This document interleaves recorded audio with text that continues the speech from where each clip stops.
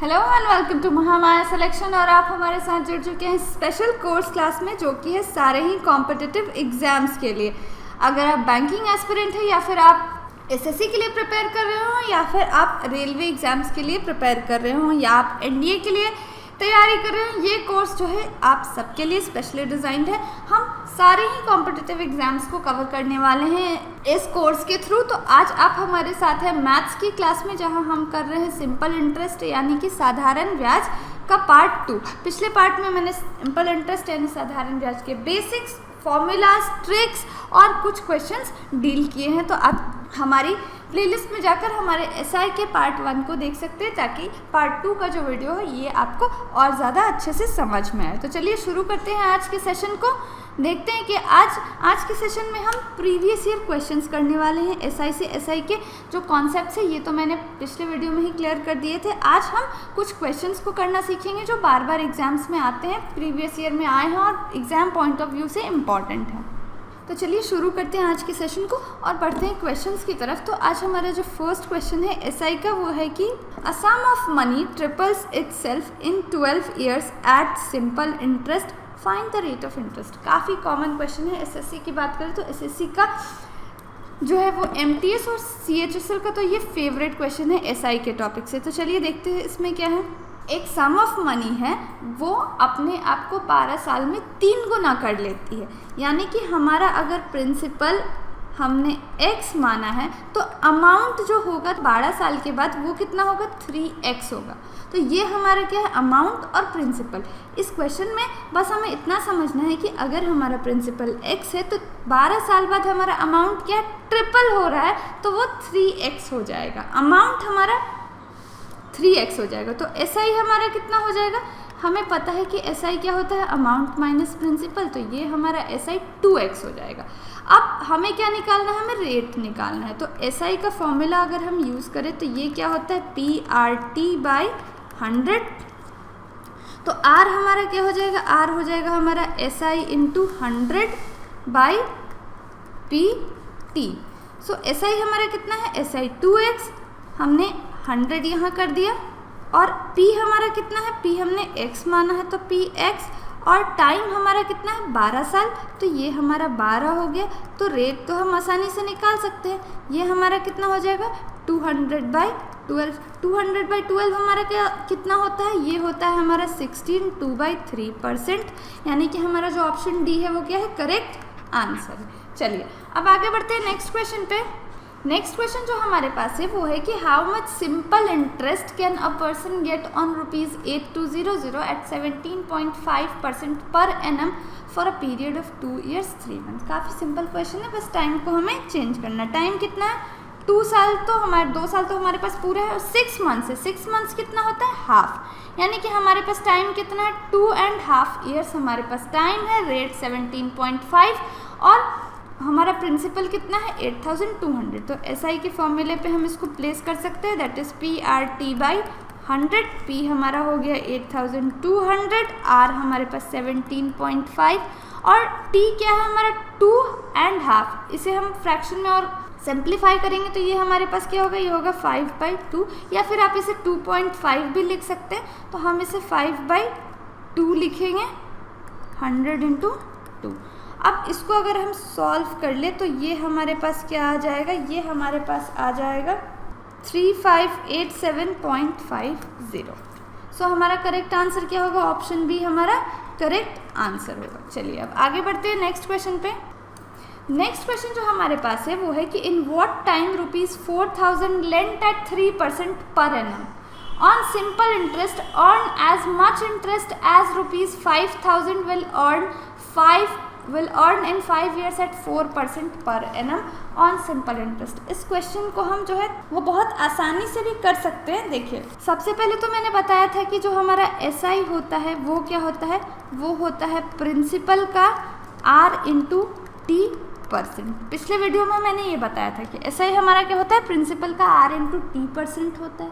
तो प्रिंसिपल हमारा इस केस में जहाँ R और T दोनों हैं, तो ये कितना है, एसआई हमारा कितना हो जाएगा, 5000 का R × T, यानी कि 4 × 5 20%। तो ये हमारा कितना हो जाएगा 5,000 का 20%, ये हमारा कितना हो जाएगा, ये हमारा 1,000, यानी कि ये वाला जो SI है वो 1,000 है। अब ये 1,000 हमारा किसके बराबर होना है, 4,000 रुपये पे 3% के रेट से लगे हुए इंटरेस्ट के। तो ये SI हमारा हो गया। और SI का अगर हम फॉर्मूला लगा दें, जहाँ P हमारा 4,000 है, R हमारा 3 है और T हमें निकालना है, और नीचे में हमारा 100। तो ये हमारा कितना हो जाएगा, ऐसे हम करेंगे तो हमारे पास T की क्या वैल्यू आएगी, समय हमारे पास आएगा 25/3, यानी कि 8/1/3 साल। तो हमारा ऑप्शन सी जो है वो क्या हो जाएगा, करेक्ट आंसर हो जाएगा। चलिए आगे बढ़ते हैं नेक्स्ट क्वेश्चन पे। नेक्स्ट क्वेश्चन जो हमारे पास है वो है कि ₹2500 is divided into 2 parts such that if one part be put out at 5% simple interest and the other at 6%, the yearly annual income may be ₹140। How much was lent at 5%? Question है, ये भी काफ़ी common question है SI का। 2500 रुपये को 2 भागों में इस प्रकार से रखा जाता है कि एक भाग को 5% की सिंपल इंटरेस्ट पर लगा दिया जाता है और दूसरे भाग को 6% की सिंपल इंटरेस्ट से लगा दिया जाता है। तो जो सालाना इनकम है वो 140 रुपये की है। तो हमें ये बताना है कि 5% पर हमने कितनी धनराशि लगाई है। अब चलिए मान लेते हैं कि हमने 5% पर X अमाउंट लगाया है, तो 6% पर कितना लगाया होगा, 2500 माइनस X, क्योंकि कुल राशि कितनी थी, 2500 थी।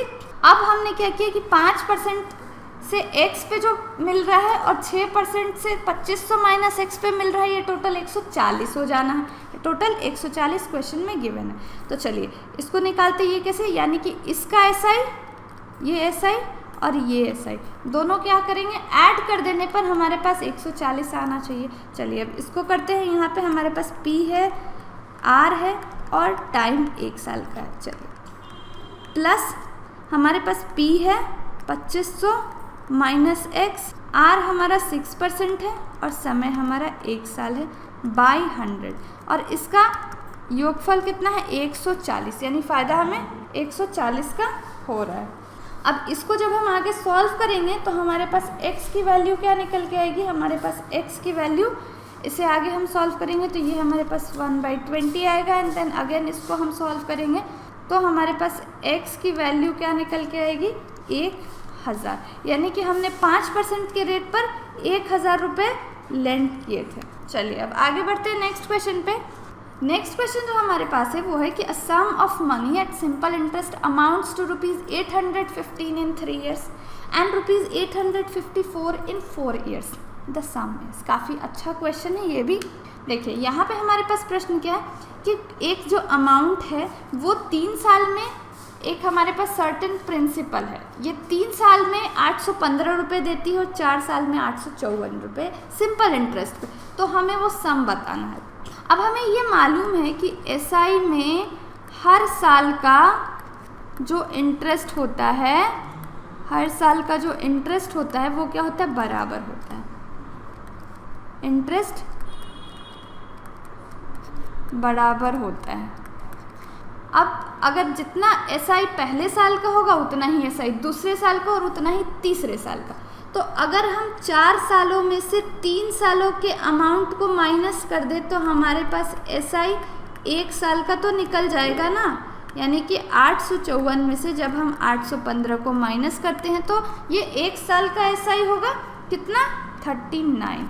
अब 3 साल का SI कितना हो जाएगा, 3 साल का SI, 3 साल का हमारा SI 3 × 39, ये हमारा हो जाएगा 117 रुपये। अब ये 3 साल का SI है और ये 3 साल का अमाउंट है 815। अब हमारे पास अमाउंट भी है 3 साल का, SI भी है 3 साल का, तो हम प्रिंसिपल निकाल सकते हैं। प्रिंसिपल हमारा क्या होता है, अमाउंट माइनस SI। तो अमाउंट हमारा कितना है 815 और SI है 117। तो ये हमारा कितना हो जाएगा, ये हमारा हो जाएगा 698 रुपीज़, यानी कि हमारा ऑप्शन सी जो होगा वो करेक्ट आंसर होगा। चलिए अब आगे बढ़ते हैं नेक्स्ट क्वेश्चन पे।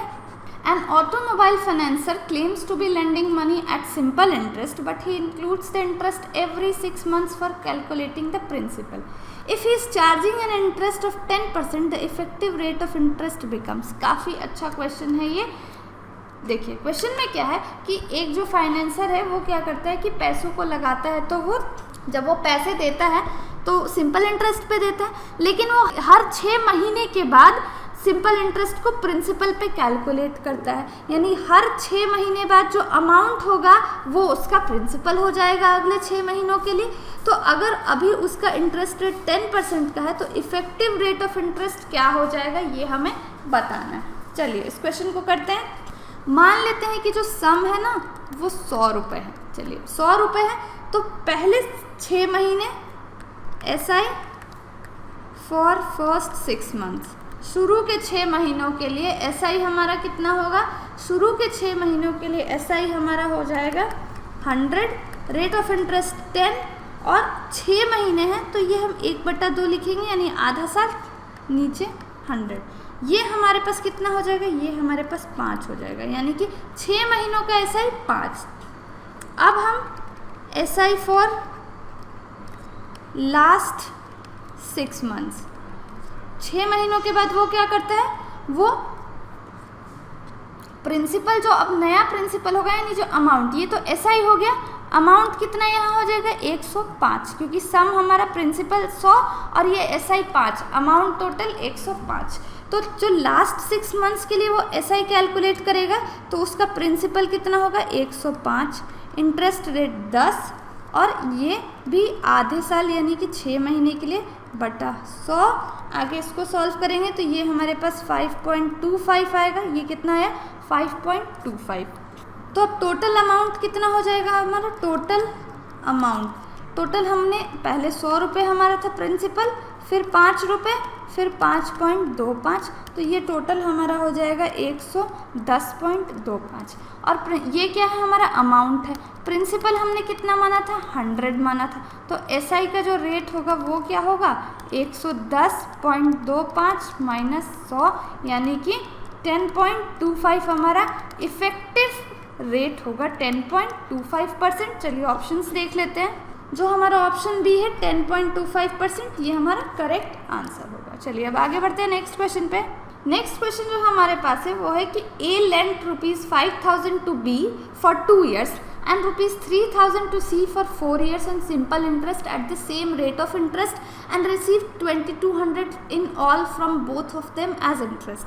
The rate of interest per annum। काफ़ी इजी क्वेश्चन है। A ने 5,000 रुपये B को दिए 2 साल के लिए और उसने C को दिए 3,000 रुपये 4 साल के लिए, और दोनों के लिए रेट ऑफ इंटरेस्ट R है, सेम है।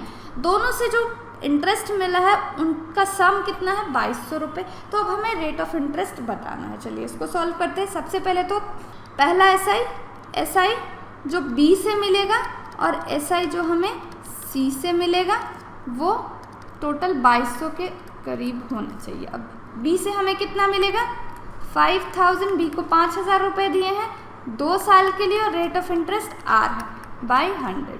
फिर C को कितने दिए हैं 3,000 रुपये दिए हैं 4 साल के लिए और रेट ऑफ इंटरेस्ट R है हमारा नीचे में 100। ये टोटल 2,200 के बराबर है। इसको आगे हम सॉल्व करते हैं तो ये हमारा 100R प्लस 120R, ये 2,200 हो गया और R की वैल्यू निकल के आ जाएगी 10%। R की वैल्यू, इसको जब हम सॉल्व करेंगे ये कितना हो जाएगा, ये हो जाएगा 220R और R की वैल्यू 10%। तो हमारा आंसर क्या होगा ऑप्शन डी 10%। चलिए अब आगे बढ़ते हैं नेक्स्ट क्वेश्चन पे। नेक्स्ट क्वेश्चन जो हमारे पास है वो है कि sum of ₹725 is lent in the beginning of a year at a certain rate of interest. After 8 months, a sum of ₹362.50 more is lent, but at the rate twice the former. At the end of year, ₹33.50 is earned as interest from both the loans. What was the original rate of interest? काफ़ी अच्छा question है। Question के कहने का मतलब है कि 725 रुपये जो है वो साल की शुरुआत में सिंपल इंटरेस्ट पे लगाए गए। 8 महीने के बाद 362 रुपये 50 पैसे और लगाए गए और इस बार जो था रेट जो था वो दोगुना था। तो अगर साल के अंत में 33.50 रुपये अर्न किए जाते हैं इंटरेस्ट, तो हमें बताना है कि ओरिजिनल रेट ऑफ इंटरेस्ट क्या था। चलिए मान लेते हैं कि original rate of interest R था, तो इस R पे हमने किसको लगाया 725 को लगाया। कितने समय के लिए हमने इसको लगाया है 1 साल के लिए, और रेट ऑफ इंटरेस्ट क्या है R है, नीचे में हमने 100 लिख दिया। ठीक है, अब दूसरा इंटरेस्ट भी आएगा यहाँ पे। दूसरा आफ्टर 8 मंथ्स, यानी कि 8 महीनों के बाद इतने रुपए को लगाया गया, 362 रुपये को लगाया गया, 362.50 को लगाया गया। कितने समय के लिए? अब चूंकि 12 महीनों में से 8 महीने बीत चुके हैं तो बचे महीने कितने? 4 महीने बचे। अब ये कितने बचे हैं? 4 मंथ्स बचे हैं। 4 मंथ्स को हम 4/12 यानी कि 1/3 भी लिख सकते हैं, 1/3 ईयर। तो ये कितने वक्त के लिए लगा? 1/3 ईयर के लिए। रेट ऑफ इंटरेस्ट यहाँ भी, यहाँ कितना है रेट ऑफ इंटरेस्ट? अब क्या हो जाता है? रेट ऑफ इंटरेस्ट जो है वो ट्वाइस हो जाता है, तो ये कितना? 2R हो जाएगा। इस केस में रेट ऑफ इंटरेस्ट कितना है? रेट ऑफ इंटरेस्ट हमारा ट्वाइस हो जाता है, यानी कि पहले R था तो अब ये कितना? 2R हो जाएगा। तो यहाँ हमने 2R लिख दिया, नीचे में ऐसे किया हमने 100। अब इसका सम हमें कितना दिया गया है? इसका सम हमें दिया गया है 33.50, 33.50, ठीक है। अब इसको जब हम सॉल्व करते हैं तो हमारे पास R की वैल्यू क्या आएगी? R की वैल्यू आएगी 10050/2900। इसको आगे हमने सॉल्व किया तो ये 3.46% आएगा, यानी कि ओरिजिनल रेट ऑफ इंटरेस्ट 3.6% होगा। चलिए अब आगे बढ़ते हैं नेक्स्ट क्वेश्चन की तरफ। नेक्स्ट क्वेश्चन जो हमारे पास है वो सिंपल इंटरेस्ट का डेटा सफिशिएंसी का क्वेश्चन है। ऐसे क्वेश्चंस जो हैं आरआरबी में पूछे जाते हैं और भी बहुत सारे एग्जाम्स में, एसएससी की बात करें तो उनमें भी डेटा सफिशिएंसी से रिलेटेड क्वेश्चंस पूछे जाते हैं। चलिए क्वेश्चन देखते हैं।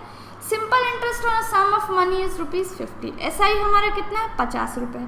What is this sum? और कितना अमाउंट है प्रिंसिपल हमें बताना है। चलिए लिख लेते हैं यहाँ पे। एसआई कितना है? 50 रुपये और प्रिंसिपल हमें बताना है। अब बताने के लिए हमारे पास 2 स्टेटमेंट्स दिए गए हैं और हमें ये बताना है कि प्रिंसिपल निकालने के लिए इनमें से कौन से स्टेटमेंट की हमें ज़रूरत पड़ेगी। ऑप्शन क्या है कि दूसरा स्टेटमेंट अकेला काफ़ी है जबकि पहला स्टेटमेंट अकेला काफ़ी नहीं है। ऑप्शन सी है हमारे पास या तो स्टेटमेंट 1 या तो स्टेटमेंट 2, दोनों से ही हम अकेले आंसर कर सकते हैं। डी ऑप्शन है कि 1 और 2 दोनों ही मिलकर जवाब देने के लिए सफिशिएंट नहीं है। और ऑप्शन ई है कि 1 और 2 दोनों ही ज़रूरी हैं जवाब देने के लिए, बिना एक अकेला कोई नहीं जवाब दे सकता। चलिए स्टेटमेंट 1, रेट ऑफ प्रिंसिपल हमें निकालना है, तो इसके लिए हमें क्या पता होना चाहिए? प्रिंसिपल के लिए एसआई तो हमें पता है, इसके लिए रेट और टाइम हमें दोनों पता होना चाहिए, तभी हम प्रिंसिपल निकाल सकते हैं। क्योंकि प्रिंसिपल के लिए फिर हमारे पास क्या फॉर्मूला हो जाएगा? SI into 100/R/T। अब फर्स्ट वाले से हमें क्या पता लग रहा है? फर्स्ट वाले से रेट पता लग रहा है और सेकंड वाले से हमें क्या पता लग रहा है? टाइम। सेकंड वाले से हमें टाइम। तो इनमें से कोई भी एक डेटा अगर हमें नहीं गिवन हो, मान लो R गिवन नहीं हो या T गिवन नहीं हो, तो क्या हम प्रिंसिपल निकाल सकते हैं? नहीं। इसको निकालने के लिए यानी एसआई हमारे पास 50 है, ये रहा 100, रेट रहा हमारे पास 10 और समय रहा 10 सालों का, तो ये हमारा क्या होगा? ये हमारा 50 रुपये प्रिंसिपल हो जाएगा। तो बिना किसी भी स्टेटमेंट के हम नहीं आंसर कर सकते, तो हमारा आंसर क्या होगा? हमारा आंसर होगा option E, both 1 and 2 are necessary to answer. Both 1 and 2 are necessary to answer, option E correct answer होगा। चलिए अब आगे बढ़ते हैं नेक्स्ट क्वेश्चन पे। नेक्स्ट क्वेश्चन हमारे पास है, what is the sum which earned interest. अब इस बार हमें अगेन पी बताना है, इंटरेस्ट बताना है। The total simple interest was 7000 after 7 years. तो एसआई हमारे पास कितना है? 7000 है और समय कितना है हमारे पास? समय है 7 ईयर्स का। The total of sum and simple interest was double of the sum after 5 years. Second statement से हमें क्या पता चल रहा है कि सम और 5 सालों का एसआई, एसआई फॉर 5 ईयर्स, ये किसके बराबर है? ये हमारे पास 2 इंटू सम के बराबर है, 2 इंटू सम के बराबर है। तो हमारा सम क्या हो जाएगा? यहाँ पे हमारा सम जो है वो एसआई फॉर 5 ईयर्स के बराबर हो जाएगा, एसआई फॉर 5 ईयर्स, ठीक है। तो एसआई फॉर 5 ईयर्स कितना हो गया? 7000। अब हमारे पास ये 7 साल का एसआई हमारे पास है और ये 5 साल का एसआई हमारे पास है यहाँ पे। तो 7 साल का एसआई, एसआई 7 ईयर्स, ये कितना है? 7000। तो 1 साल का कितना होगा एसआई? एसआई 1 ईयर, 1 साल का एसआई हमारा 7000 बाई 7 यानी कि 1000, 1 साल का SI हमारा 1000। यही तो हमें बताना था कि 1 साल का SI कितना होगा। तो ये हम स्टेटमेंट 1 और स्टेटमेंट 2 दोनों की मदद से बता सकते हैं। केवल 1 से भी काम नहीं चलना, केवल 2 से भी हमें आंसर नहीं मिलेगा। तो हमारा आंसर क्या हो जाएगा? Option E, both 1 and 2 are necessary to answer, यानी कि हमारा ऑप्शन ई क्या होगा? करेक्ट आंसर होगा। चलिए अब बढ़ते अपने नेक्स्ट क्वेश्चन पे। नेक्स्ट क्वेश्चन जो हमारे पास है वो है कि what is the rate of simple interest. यहाँ आर हमें बताना है, SI हमारे पास गिवन है 4000 और टाइम है हमारे पास 4000। तो आर के लिए SI का हमारा क्या फॉर्मूला होता है? SI का हमारा फॉर्मूला होता है PRT/100। अब हमें क्या निकालना है? आर निकालना है। तो आर के लिए क्या होगा? SI × 100/P और T। सो यहाँ पे हमें आर तो निकालना है, SI पता है 4000, SI हमारा 4000 × 100, P हमें नहीं पता और T हमारा है 4000। तो अगर हमें P नहीं पता है तो क्या हम निकाल सकते हैं रेट? हम नहीं निकाल सकते। अगर हमें P नहीं पता तो हम रेट तो निकाल ही नहीं सकते। तो ना तो ऑप्शन 1 से आंसर आना है रेट का और ना तो ऑप्शन 2 से आंसर आना है। तो हमारा आंसर क्या हो जाएगा? Option D, both 1 and 2 are not sufficient to answer. So this is all for this video. Hope कि आपको ये वीडियो अच्छी लगी हो और आपने इस सारे क्वेश्चंस पे प्रैक्टिस भी की हो। अगर आपको ये वीडियो अच्छी लगी तो इसे लाइक करें और अपने फ्रेंड्स के साथ शेयर करें। Thank you for watching and see you in the next video with another topic.